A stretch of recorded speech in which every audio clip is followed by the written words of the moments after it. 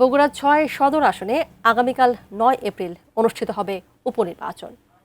নির্বাচন সুষ্ঠু ও নির্বিঘ্ন করতে ইতোমধ্যে ৮ প্লাটুন বিজিবি সহ আইনশৃঙ্খলা বাহিনীর সদস্যদের মোতায়েন করা হয়েছে। সার্বিক পরিস্থিতি ও ভোটের প্রস্তুতি নিয়ে বগুড়া সদরের সেন্ট্রাল হাই স্কুল থেকে বিস্তারিত জানাতে যুক্ত হচ্ছেন উত্তরাঞ্চলীয় ব্যুরো প্রধান চপল সাহা। চপল সাহা, আমাদের একটু জানাবেন ভোটের প্রস্তুতি কেমন বগুড়ায়, কেমন দেখছেন?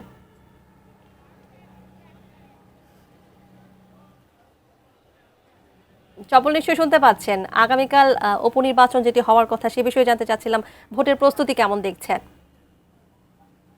আপনি তানিয়া যেমন বলছেন প্রস্তুতিটা পুরোপুরি কিন্তু কমপ্লিট। ১৫০টি আপনার হলো কেন্দ্রে ভোট গ্রহণ করা হবে। এখানে ভোট দেবে কিন্তু আপনার হলো ৪,৫৪,৫৪ লোক। এবং এখানে একটা কথা বলে রাখা ভালো যে মানে ১৫০টি কেন্দ্রে কিন্তু ৯ প্লাটুন যে ৮ প্লাটুন যে বিজিবি মোতায়েন করা হয়েছে।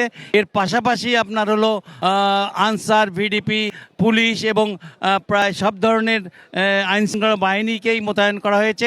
এবং জানেন যে একটি মাত্র কেন্দ্রে ভোট হবে, যে কারণে কিন্তু এখানে বগুড়াতে কিন্তু প্রস্তুতি কিন্তু ব্যাপক নেওয়া হয়েছে। সুষ্ঠু এবং নির্বিঘ্ন নিরপেক্ষ নির্বাচন করার জন্য যে প্রস্তুতি গ্রহণ করা দরকার সেটা নেওয়া হয়েছে।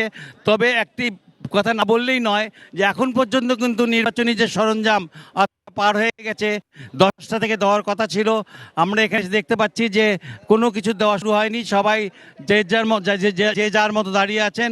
এখন এটা কখন দেওয়া হবে, কিভাবে দেওয়া হবে, এটা নিয়ে কিন্তু অনেকের মধ্যে একটু মানে কথাবার্তা চলছে, মিশ্র প্রতিক্রিয়াও চলছে। যদিও বেশ রোদের তাপ, এবং রোদের তাপের কারণে কিন্তু মানুষ আপনার দুই দাঁড়িয়ে